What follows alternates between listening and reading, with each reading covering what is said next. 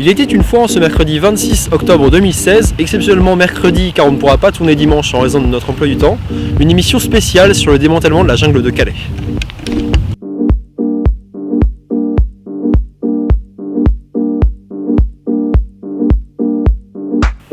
Lundi, la première étape de l'évacuation du camp de Calais a eu lieu. Selon les mots du ministre de l'Intérieur Bernard Cazeneuve, elle se serait déroulée dans le calme et la maîtrise. En effet, plus de 2300 migrants, dont 400 mineurs, ont été emmenés vers des CAO.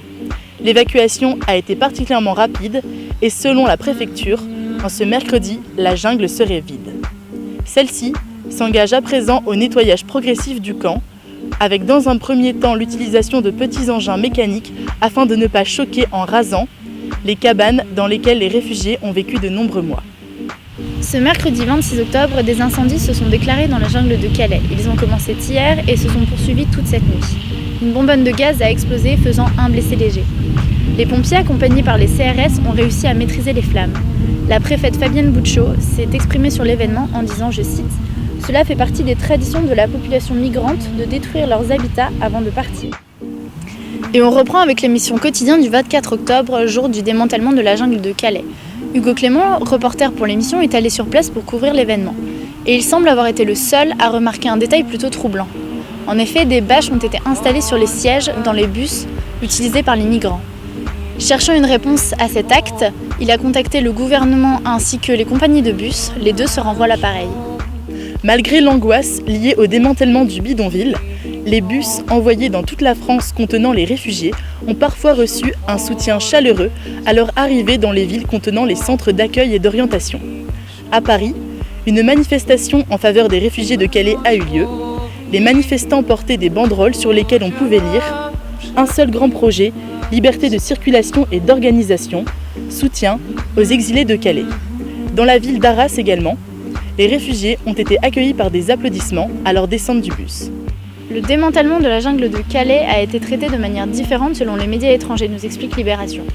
Ainsi, Al Jazeera nous montre des migrants violents et qui ont donné du fil à retordre aux policiers, tandis que CNN nous explique que les migrants se sont divisés en deux camps, ceux qui partent et ceux qui restent, et que la jungle reste inchangée depuis le début du démantèlement. Malgré tous ces départs et cette jungle qui se vide, tous les réfugiés ne souhaitent pas investir les centres d'accueil et d'orientation. En effet, 2000 migrants persisteraient dans leur rêve pour l'Angleterre, et ce lundi, on pouvait entendre « Si on nous demande de partir, on partira. Si on nous oblige à monter dans un bus, on montera dans un bus. Puis on reviendra. On a déjà fait plus difficile. » La jungle, c'est de 4000 à 8000 habitants selon les sources. Depuis plusieurs années, Calais constitue un point de ralliement sur la route vers l'Angleterre. Et le démantèlement du camp de la Lande, c'est l'occasion d'une revue de presse particulière axée sur les visuels de la presse. Et la vie s'y est organisée depuis plusieurs années. Le Courrier international revient sur les moments qui ont marqué ces 2 dernières années avec un photoreportage. Le groupe de réfugiés qui s'était cousu la bouche au moment de l'évacuation de la zone sud de la jungle, un réfugié qui tente de s'abriter dans un sac en plastique sous la pluie, ces photos nous permettent de nous imaginer le quotidien de ces réfugiés. Ils sont nombreux à avoir parcouru des épreuves insupportables et douloureuses. Lundi, d'autres étapes les attendaient. Port du bagage, file d'attente pour les adultes, choix de la région, bracelet glissé au poignet, l'attente d'un car et enfin les adieux. En seulement 10 images, les photoreporters sur France Info ont réussi à représenter le chemin qui leur restait à parcourir. Alors qu'ils ont suivi la vie sur le camp au jour le jour, les nouvelles de la jungle de Calais, planches de BD hébergées sur le site du Monde, reviennent sur l'organisation du démantèlement, la répartition des migrants. Les journalistes dessinent la grosse médiatisation qui tourne autour de cet événement. Sur l'un des dessins, un homme au costume s'adresse aux hommes en uniforme. Il s'écrie « Les caméras du monde entier seront braquées sur vous. Alors je veux du LOL, je veux du Kikou. C'est compris ?» Et les hommes en uniforme de répondre « Oui, chef ». À la suite du démantèlement, 47 Soudanais, 2 Érythréens et 1 Afghan sont arrivés lundi à Cancale en Bretagne. Olivier Laban-Mattei, photoreporter pour Le Monde, a décidé de représenter les actions réalisées par l'association Coalia, une association d'aide et d'accompagnement social.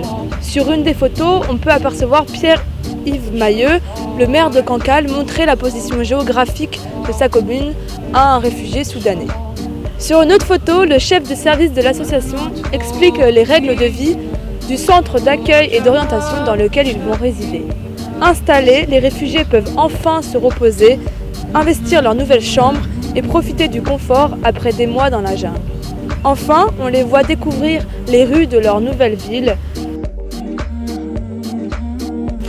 خب به نظر من جنگل رو خراب کنن به جاش یه کمپ خوب باشه که اونجا بچه‌هایی که هستن، بچه‌های زیر سن یا خانواده‌ای هستن که فامیلن، به نظر من خوبه. اما باید به این دیدگاه نگاه کنیم که کسایی که اومدن توی جنگل یک سریاشون میخوان برن انگلیس، یک سریاشون میخوان بمونن توی فرانسه. واسه اون کسایی که توی جنگلن، توی فرانسه و میخوان توی فرانسه بمونن خوبه، چون میرن توی حداقل میرن یه جایی که سیستم گرمایشی و سرمایشی درستی داره، مثل جنگل نیست. و یه سریا هستن که میخوان برن انگلیس، فامیلشون اونجاست، از راه خیلی دوری اومدن و الان که جنگل رو خراب کردن جایی ندارن که بتونن برن حداقل یه خوراک معمولی داشته باشن، یه نهاری، شامی، حداقل بتونن استراحت کنن. هیچ جایی ندارن با خراب شدن جنگل. حالا امروز جنگل رو خراب کردن، ولی خب هدف اون آدمانی که برن انگلیس.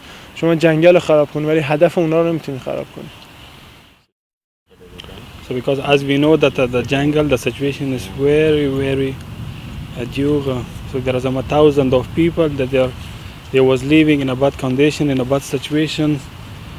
There was some point in some factors, some elements that they stay there and they live there because of that some of their relative was in England. They have to go in order to reach their family, to be with their family. They have decided to be in a Calais in a jungle. But some of them, because of the lack of information, they thought that could be a soon and quicker asylum process, so they can stay there.